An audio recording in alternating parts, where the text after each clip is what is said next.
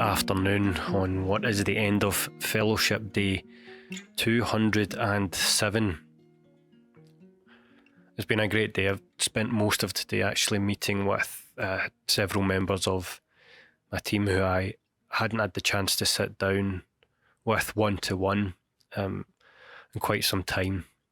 So much going on at the moment, but I felt it important that we carved out that time. And speaking about such meetings can perhaps be the topic of conversation for another day. But that's the update on what's happening at the time of recording. But another thing that's happening, what I really want to share with you today, the theme, the consideration for you to take away from these dulcet Glasgow tones, is collaboration.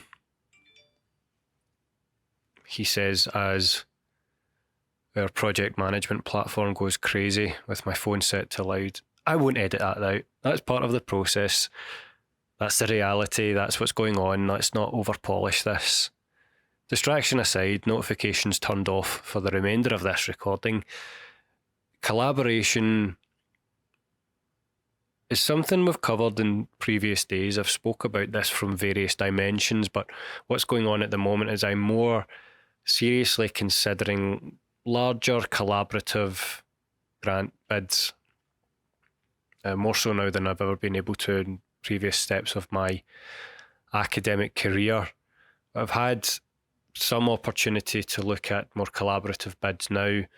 I've worked with other people on more entrepreneurial projects outside of academia, and it's this point of collaboration that I want to cover. That is working with someone who brings a different perspective, who's had a different background to you, who has different stories, expertise, experiences, philosophies on how to do things.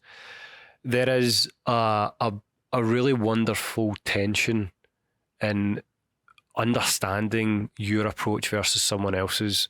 You both know and understand that there's complementary things you can bring to the table to make the whole greater, more ambitious than the sum of its parts. And it's that tension on understanding how this person is not a copy of you, might disagree with you, look at things differently, surprise you, challenge you, argue with you even. All of these uncomfortable things, these points of genuine conversation, something else I've discussed on previous days, that in part sort of destroy and rebuild you through the process of conversation to take that collaboration towards some sort of impactful, actionable end. And I'm absolutely loving this at the moment because I know myself, I analyse myself to the nth degree. There's part of me that is selfish, megalomaniac, narcissistic, wants to control everything, wants to have all my fingers on all the buttons, controlling everything at once, and being somewhat of a one-man band for things. That's probably been one of my main challenges as I've grown through my career, built a team, tried to delegate more, and instill leadership in others, and not just be the one person at the top pointing the finger down on others. Very much tried not to work that way. Nonetheless, I see the tendency in myself to want to control everything. There's parts of my childhood where I remember being that pain in the ass kid who you would spit the dummy and not play games unless we were playing the game that I decided we wanted to play. And I was a little bit of a brat sometimes, and I can see that in my adult life, wanting to be the leader, wanting to be the control freak. And part of being able to manage that and downplay it is working in collaboration with others and seeing that you don't have to be the lead at all times, or you don't have to have all the answers.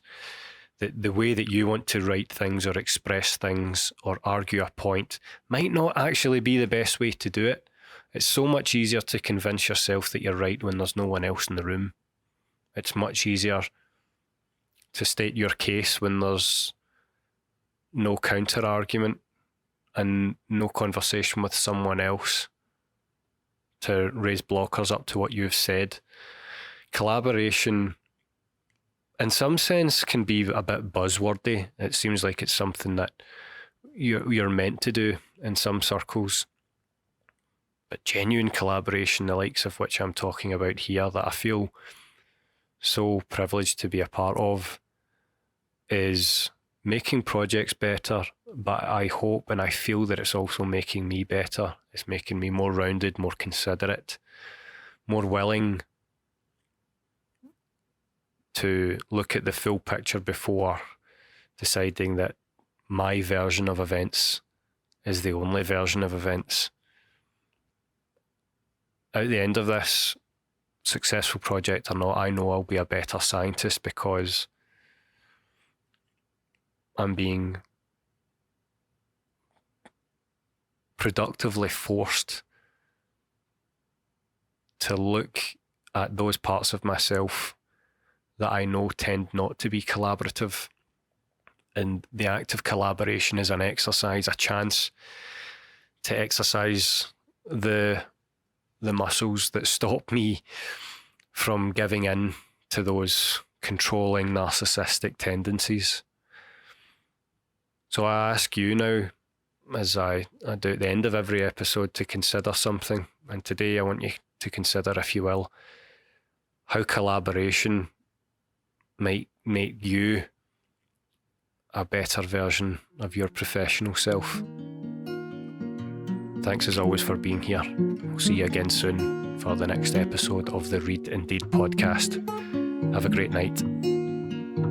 If you like what you're hearing on the podcast, head over to the website where not only will you find the written blog versions of these podcasts, you'll find my leadership blog series, the Daily Thought series, and information about my book on managing the imposter phenomenon. We also have even more free resources and webinars linked to the YouTube channel. So head on over to dr-mark-reid.com. That's dr-mark with a C -reid.com